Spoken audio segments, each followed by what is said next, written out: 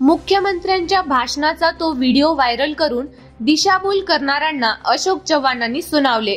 पराभव जिव्हारी लागल्यामुळे विरोधकांनी खोट्या नरेटिव्हचे शस्त्र बाहेर काढले आहे, अशी टीका करत माजी मुख्यमंत्री तथा भाजपचे खासदार अशोक चव्हाण यांनी विरोधकांचा समाचार घेतला।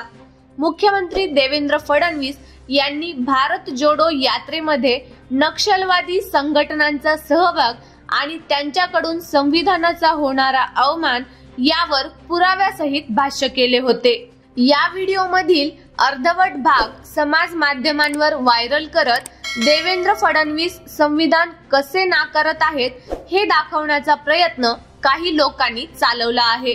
या संदर्भात अशोक चव्हाण यांनी ट्विट करत फेक नरेटिव्ह पसरवणाऱ्यांना कडक शब्दात सुनावले। या संदर्भात चव्हाण यांनी एक्स वर देवेंद्र फडणवीस यांच्या भाषणाचा मूळ व्हिडिओ आणि सोशल मीडियावर अर्धवट प्रसारित केला जात असलेला असे दोन्ही व्हिडिओ शेअर केले आहेत।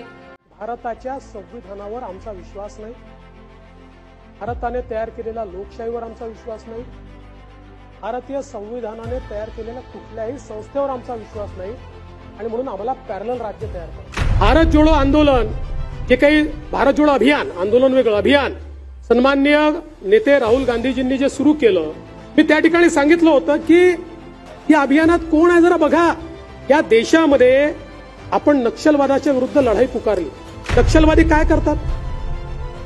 नक्षलवादी भारताच्या संविधानावर आमचा विश्वास नाही, भारताने तयार केलेल्या लोकशाहीवर आमचा विश्वास नाही, भारतीय संविधानाने तयार केलेल्या कुठल्याही संस्थेवर आमचा विश्वास नाही आणि म्हणून आम्हाला पॅरलल राज्य तयार करायचं। अशोक चव्हाण यांनी आपल्या पोस्ट मध्ये वस्तुस्थिती मांडली।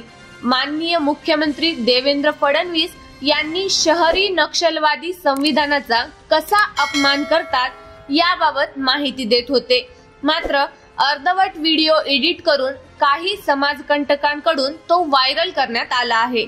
याबाबत कठोर कायदेशीर कारवाई करण्यात येत आहे। जनता सुज्ञ आहे, महाराष्ट्र अशांत करू पाहणाऱ्यांना चोख उत्तर देणार, असे अशोक चव्हाण यांनी यावेळी म्हटले आहे। पराभव जिव्हारी लागल्यामुळे विरोधकांनी खोट्या नरेटिव्हचे शस्त्र बाहेर काढल्याचा आरोपही चव्हाण यांनी यावेळी केला।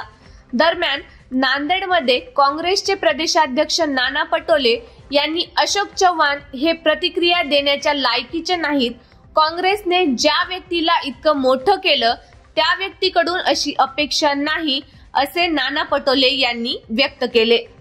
अशोक चव्हाण यांच्यावर प्रतिक्रिया देण्याचे कारण नाही, प्रतिक्रिया देण्याच्या लायकीचे ते नाहीत, असे पटोले म्हणाले। केंद्रीय गृहमंत्री अमित शहा यांनी संसदेत डॉक्टर बाबासाहेब आंबेडकर यांच्या संदर्भात केलेल्या विधानानंतर काँग्रेस आक्रमक झाली आहे। देशभरात अमित शहा यांच्या अटकेची आणि राजीनाम्याची मागणी काँग्रेसकडून केली जात आहे। देशभरात यासाठी काँग्रेस मोर्चेही काढणार आहे।